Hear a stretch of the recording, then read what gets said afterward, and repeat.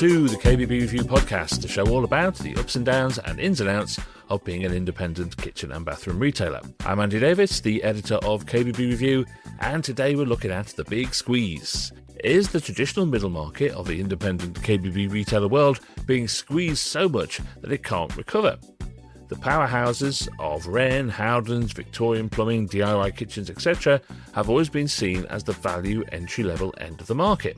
But that's become so competitive in itself that they're all now firmly encroaching on the mid-market. And this is pushing more and more independents into a focus on more premium projects. But while they're worth more, there's less of them. So, is the traditional independent retailer's position becoming more difficult? Is the mid-market just getting too crowded? And what exactly is the mid-market anyway? How do you know you're in it? And how do you know if you're being squeezed? And if you want to go up market, how do you actually do it?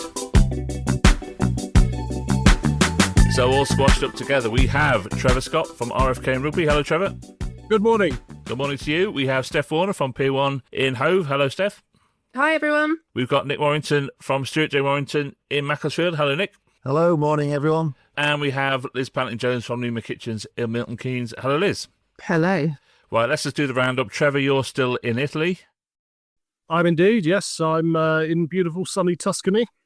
Yeah, all right, don't rub it in. We have Nick, you're in beautiful sunny Trade Counter. Sunny Macclesfield, yeah. So those who have listened to previous episodes will know that there's every chance that Nick will disappear for 95% of this episode if someone comes in here looking for a knuckle joint or something. And I'm afraid, Liz and Steph, you just look like you're in normal houses or homes or offices. This is just, yeah, no, me too. I'm up in the loft. Nothing exciting here. No, nothing exciting here either.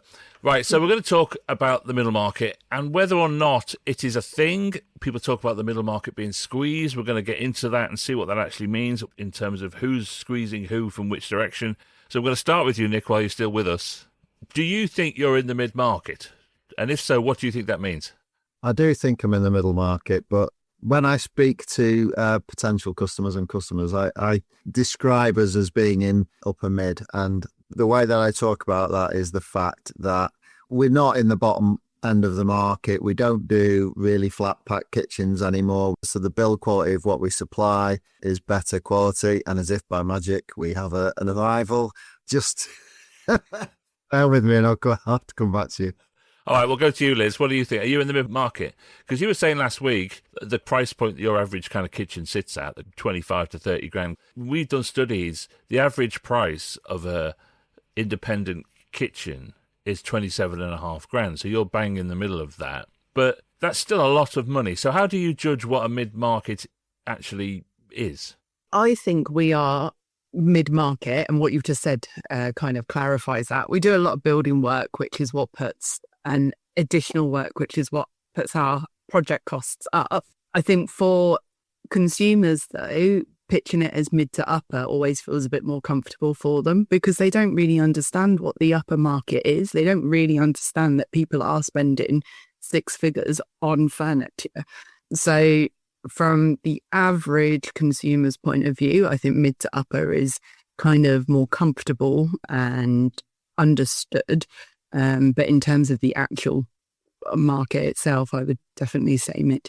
I don't think people like describing themselves as mid-market because the last thing an independent would want to be is average, even if you're talking about cost or price or whatever it is. We would describe ourselves as mid to high end to our customers. It's difficult to define exactly what that is, isn't it? But I think for us, it's about offering something different to the lower end. So we can't compete on product price. So we're all about the service that we offer. That's what makes us mid to higher. And then it's the suppliers that we choose to work with. So we purposefully won't work with those at the lower end, the lesser quality, the ones that sell online, although some of our suppliers do go online, which is not helpful at all. So yeah, for us, we define it as we're offering you something different to what you're going to get in the big nationals. And it's about service, quality of product, design, expertise. Yeah, we can do the extras, we can make it fully bespoke if we need to. And if you want the really high end products, then we have access to those. But yeah, you're always trying not to put people off. We have learnt to say no to that lower budget jobs now, which is a new thing. But yeah, you don't want to say no to the mid-market, but you equally want to sell yourselves at higher end. So it's a balance in terms of how you sort of sell yourself. But yeah, we just try and differentiate ourselves with our service and our product quality, I think. So what we're getting here, Trevor, is that mid-market is not just a price. There is a certain step up in terms of expectations of service and everything else that goes with it. So where do you think RFK sits? Well, I think we're very similarly positioned to Liz in that our average order is somewhere between that sort of magic 26,000 and about 35,000. But that's excluding labour. That's the supply-only price. So in that respect, we're probably pitching as a supply and fit price at a little above 30,000 as an average. And I would say that is firmly mid-market, and it's where the bulk of our customers come from. But we are able to pitch much higher, and we have sold jobs on a regular basis that are in the 60, 70, 80,000 pound mark, and very occasionally above 100,000, which would very definitely be upper market. That's high end by anybody's standards. It's high end by my standards. I couldn't afford one of my kitchens at that price. So the trick is being able to pitch yourselves as a business where you're not alienating that mid-market core customer and making them feel like you're a little bit above them, whilst at the same time not putting off the high spenders who don't think you're good enough for them. That's a clever trick to be able to pull off. I'd like to think we're successful at achieving it, but it's a tough one. It's a tough one to get right. And of course, what none of us want to do is to turn away good, valuable business. And a £30,000 kitchen is not to be sneered at. It's good business. And as others have said, it's the level of service that you offer that makes the difference between your mid-market pitch and the nationals pitch, which might end up being for a very similar price for the product, but they can't offer anything like the level of service that we can. And that is the differentiator that makes us stand alone and separates us from the mass market. And long may it continue. I think it's hard, Nick. What's happened over the last few years, certainly since the beginning of Wren, is that mass market, what would always be seen as something that happens over there as far as independents are concerned, is coming up underneath the independent market, isn't it? It's starting to overlap. So are you starting to see that more than you have in the past? One of the things I was thinking about with this as a topic is, if I look back, for example, what were we doing 10 years ago versus what we are doing now in terms of the mix of the type of kitchens that we are supplying and installing. We were doing a lot of kitchens where you take a kitchen out, you put a new kitchen in. If I look at what we're now doing, nearly everything we do involves a wall out here, brick a window up there, move this door here. And it feels like, as an independent, have we made a little bit of a rod for our own back by suggesting that that's what we're good at and what we do, which we are good at it and we do a lot of it. But are those bread and butter and actually very straightforward kitchens that we used to get, and I used to really like doing, because you know they're not going to win a KBB award, but in terms of putting money on your bottom line, they're a dream, because you take the kitchen out, you put a new one in, and everybody's happy. They form a much smaller part of my install mix now. And I feel, and I haven't got any numbers to back this up, that part of that is the way perhaps as a business we're trying to present ourselves.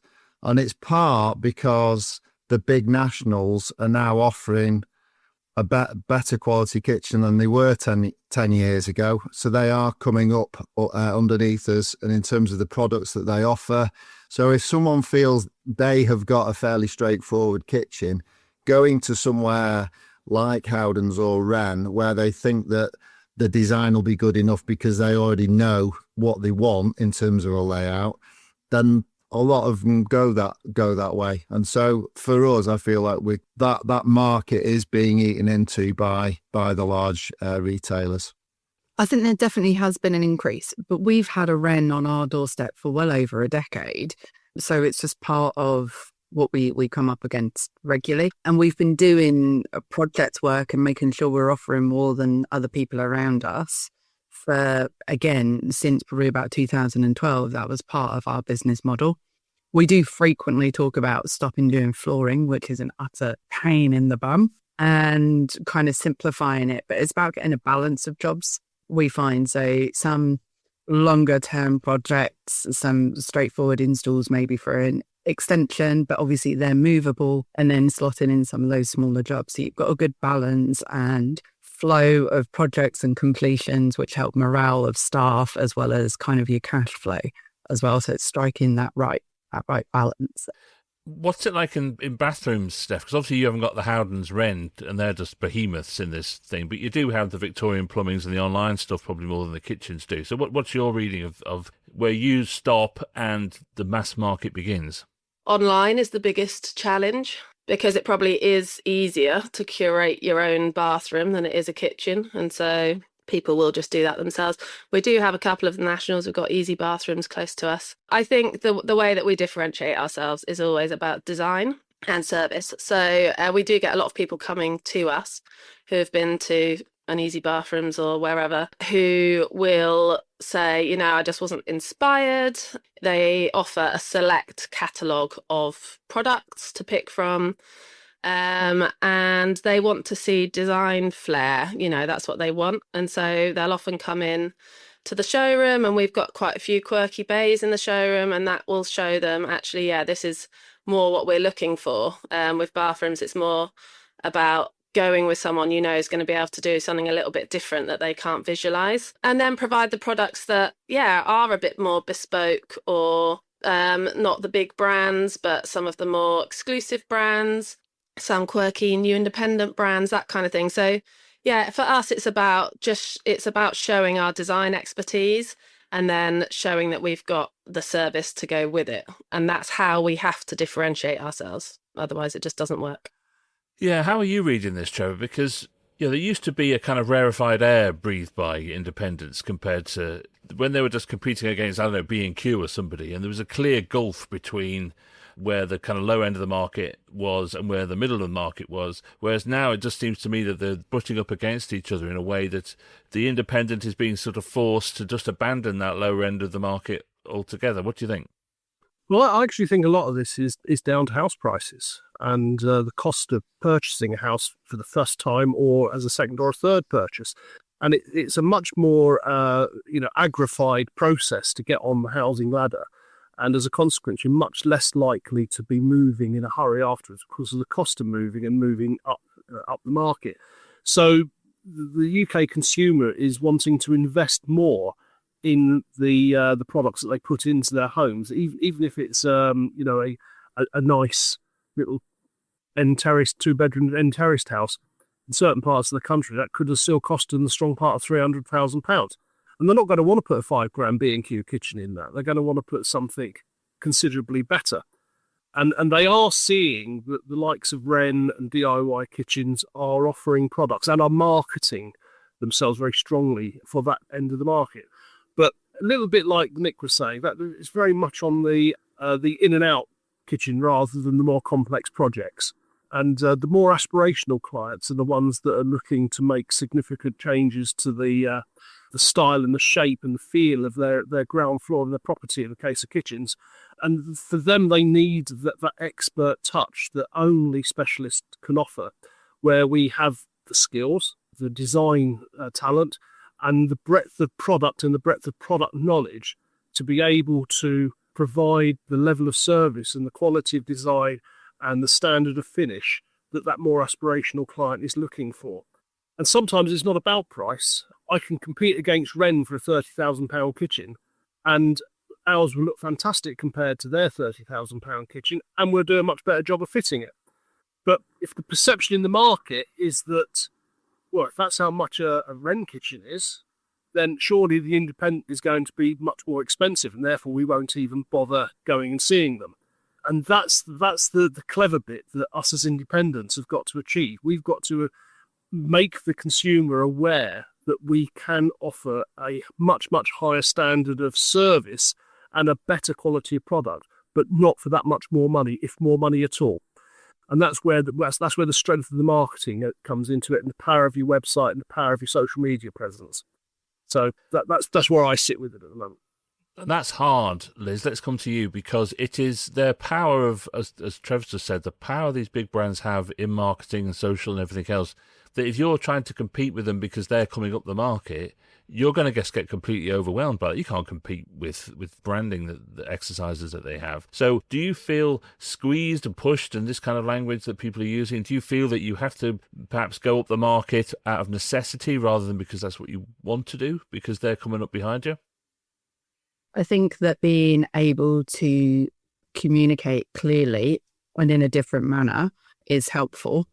I'd say the cost of things like advertising it's so much more expensive to advertise than it was 5 years ago. I'd say that that's definitely an issue. And then with social media and influencers and DIYers all over social media saying, I did this for a fraction of the price. These things are all things that are challenging. And there are platforms out there for online kitchen retailers where people are saying, go to them, go to the independents and get the design, and then go to the online retailer, which ties into last week's episode into what you need to be limiting or charging for your design. Personally, you've potentially opened a can of worms with me, because I think that there should be more national advertising of independent retailers somehow. So if that's through your suppliers actually, rather than giving away a free product or points or any of that kind of thing, helping with advertising nationally and then pointing to their main retailers or other bodies being able to do that for you. I think that is the way forward, but getting these companies to listen is a completely different matter, because at the end of the day, it's nice having a bit of cash back or a little bit of this, that and the other, but we all just want more people through our doors, who will buy from us in the first place, and that is the most valuable thing. But a lot of those suppliers also sell through Howdens and Wren and everybody else as well, so it's in their best interest to keep everybody happy, isn't it? We're a more profitable avenue. So yes, they've got their bread and butter going through these national companies, but we're selling higher value products and adding that extra value into them so that people want to come back and aspire when they do change it to have those functions that they didn't have before. So there is still a benefit in doing that for us. And even if they downgrade and go to Howdens, they're going to be thinking of that brand anyway. So it's a win-win situation for them. Yes, but one of the things I've seen with the way the mid-market is being squeezed, if you want to keep using that expression, is that brands that I would always have associated with being a mid-market or upper mid-market are now popping up on display in places that you wouldn't have expected them to maybe 10 years ago, right? And brands like, I don't know, like a Miele or an AEG or a Kuka, or lots of them, I'm not picking on anybody, they're suddenly available through what you would see as the lower end of the market. So how do you even compete with that unless you start abandoning those brands as independents and start looking for ones that match where you think you sit in the market? What do you think, Nick? Yeah, I mean, I think there is a bit of that, and I agree that the suppliers have a really difficult tightrope to walk between trying to keep the independent retailers happy who want the exclusivity versus, you know, their business hat on. We need, you know, they want the volume as well, and trying to do both of those things is quite difficult. I've tried to be fairly selective in terms of the products that we offer. There's certain door suppliers, for example, that I've moved away from. You know, they'll open an account with a man in a van installer. So I don't want to be offering the same doors as them, for example. You know, there's been some recent changes in the market, so that'll impact that a little bit. So I'll be interested to see how that washes out. But it's the same really in some of the products. I try and be selective in terms of what we offer to move away from that.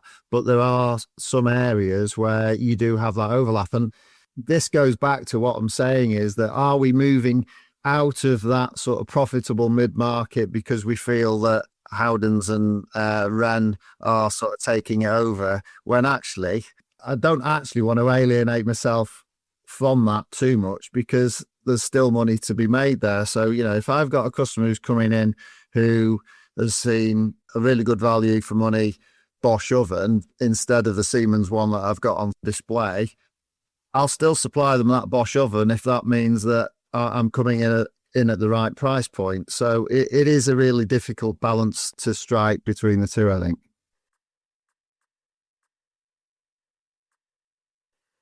I think that going back to Trevor's point about housing prices going up, I think that lower end of the market has just moved up. And therefore, if we want to remain middle, then we have to move up as well. But too many of us rely on that lower end to keep us going over. And there's no right or wrong about that. You know, as I said earlier, you need those smaller jobs for morale and cash flow. It's your bread and butter. But being able to offer a bit more is useful. And I think that we've been quite surprised recently looking around at some new furniture suppliers at how competitive some of the manufacturers that we deem to be higher end can actually come in at. And that's very much separates us from some of the online companies which we've come up against more and more in the last probably two or 3 months. How about in bathrooms, Steph, where I suppose it's a bit more box shifting in bathrooms in terms of supply? And when you see brands that you would always have associated with upmarket bathroom studios appearing in what you would see as lower market retail environments, it must be so frustrating for you. And you must have to think, well, where's the premium gone in that brand?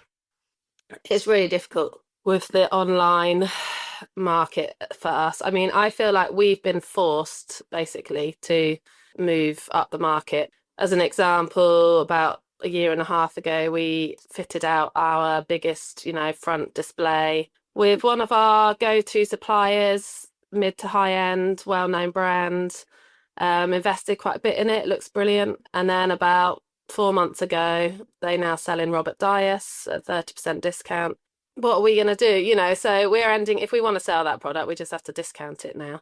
So we're kind of being forced to move up market and select the brands and the suppliers that are going to support us and stay offline. Otherwise, we just can't make the money. We end up putting the quotes together and then people take them away. Yeah, it's tricky, and we have to maintain the balance of, some people do want the brands that they've seen online in their design, so we do still need to have access to them. But it just makes it really difficult for us to kind of know who to trust and who to go to as a supplier. But as I said, as a result of it all with the online market, we are, I feel, being forced to go up market. And it's not a problem. We want to be up market because our sales designers are all designers at heart, so they like that. But it has meant we've had to invest an awful lot recently in bringing our brand up market as well.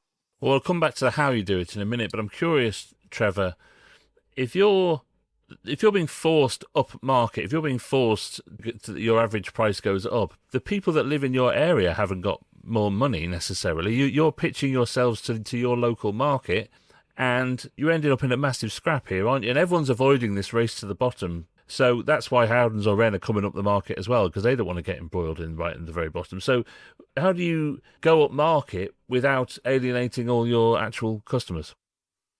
Well, it's a clever trick if you can pull it off. It's certainly one that we've endeavoured to achieve.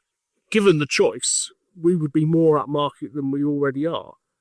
I would much prefer to be in that £50,000-60,000 kitchen market than the £30,000 kitchen market.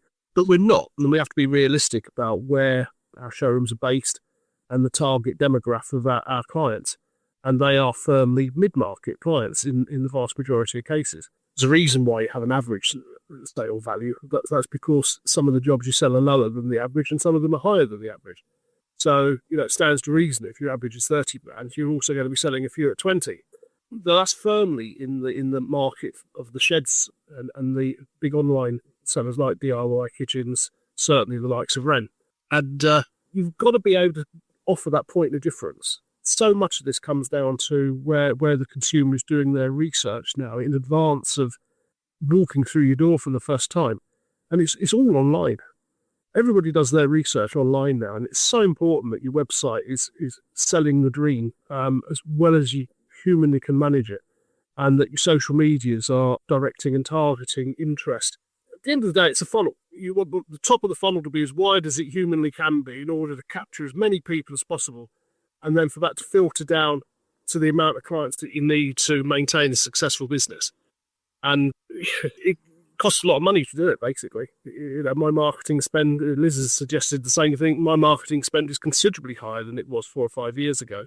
But it's got to be, in order to attract enough customers. I imagine, Nick, that you sell kitchens at a certain price because the good people in Macclesfield, that's the price that they're willing to pay for it. And if you're getting pushed upwards all the time by what's coming up behind you, there's got to be a ceiling to that, unless you start going into the footballer belt of Cheshire. So where's the balance in that, do you think? Have you thought about this, what your plan might be?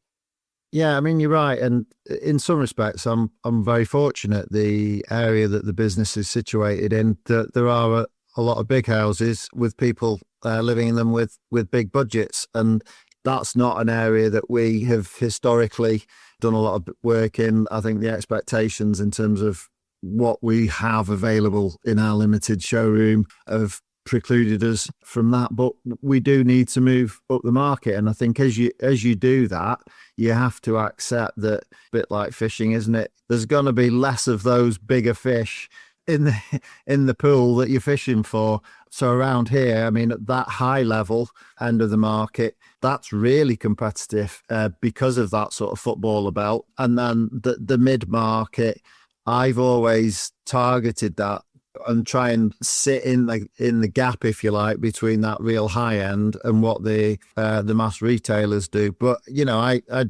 have noticed that inquiry levels are probably a little bit lower when I now market ourselves with a higher typical price range, on the website and that sort of thing. But that's intentional, because what we're trying to do is get those, we've only got a limited amount of hours in the day. So the inquiries that you get, you want to make sure that they have the potential to be profitable. So there's this balance, and it's really difficult between getting inquiries through the door and getting good inquiries through the door. And we all are in the same position, that what we all want really good quality leads and lots of them. And that's almost like mission impossible. But it is, you're right, as you push up the market, you are unfortunately fishing in a smaller pond. There's less of those jobs. And every other retail independent around here is probably doing exactly the same thing. So that's where what we've all talked about, that differentiation of what we can offer in terms of all the specials, project management, sorting out all the additional trades, that is becoming, I think, more and more important in terms of our offering. And again, going back to what we were doing 10 years ago and what we're doing now, it's a completely different thing, really, in terms of we are taking control of far more of every project than we used to do, and that's all part of differentiation. But the expectations there for people, I think that they are going to be spending a fair wedge these days. All right, Liz, let's do a hypothetical here. I am a classic mid-market retailer in a classic mid-market location, but I'm getting this push, this squeeze from the bigger brands. What should I do? How do you actually do it? How do you go up market? What's the first thing that you should do you think? I think you need to assess what you're good at and what your weaknesses are, and push towards what you're good at, and making sure that people in the local market around you are aware of that, and just play to your strengths. And with that, you'll get better quality leads and be able to push a little bit further with a little bit more trust. You've done a little bit of this, Steph. So what are the practical steps do you think people should be taking? What are the steps that you've taken? We have had a big focus on marketing, so we've doubled our marketing spend with a new marketing company, and we're targeting areas further north where we know people have the higher budgets. So we're putting a lot more marketing effort online into those areas. We are seeing that we're slowly starting to take on more jobs from those areas, so we're just getting higher value projects. But then, marketing wise, we have to mirror that with our showroom. So we're a showroom that gets a lot of walk-ins, and then when we are targeting areas a bit further up into sort of Surrey, people will come down to the showroom, and that our showroom needs to reflect the fact that we're going higher end. So we have invested and are currently investing quite a lot in updating our showroom displays. We've rebranded our logo and things just to make it look a bit more premium. We are in the process of getting our shop signage renewed with that new branding, but also just because, things start to look a bit tired over time. We're getting our van rewrapped. We're making sure that our photography is on point. So we're making sure that all of our wow projects are being photographed and we're getting that out on social media. So it's a whole kind of suite of things we're trying to do, and it's very expensive to do. So it feels risky, but we kind of know that it's the right thing for us to do, particularly with the marketing, our paid marketing. We are seeing better quality leads come through. So it's working. It's expensive, but yeah, they're the very practical steps that we're taking at the moment. So is that about expanding what you do, or is it about leaving that mid-market behind? Because there must be a danger that you look so premium that your current market kind of thinks, oh my God, they're too expensive for me now.